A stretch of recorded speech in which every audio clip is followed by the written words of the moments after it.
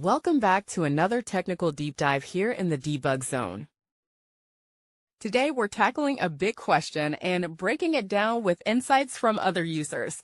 Hopefully this clears up some misconceptions and helps you get the answer you need. So buckle up, stay a little curious, and let's jump right in.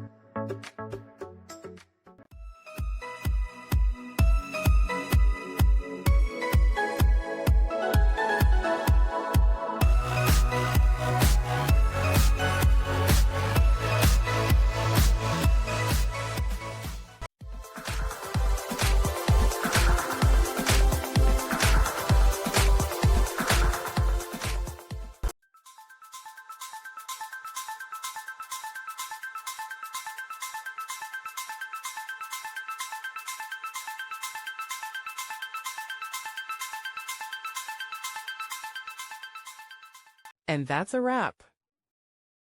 I hope you found the answer you were looking for. If you did, take a second to hit that subscribe button. It really helps out. And let me know in the comments which solution worked best for you.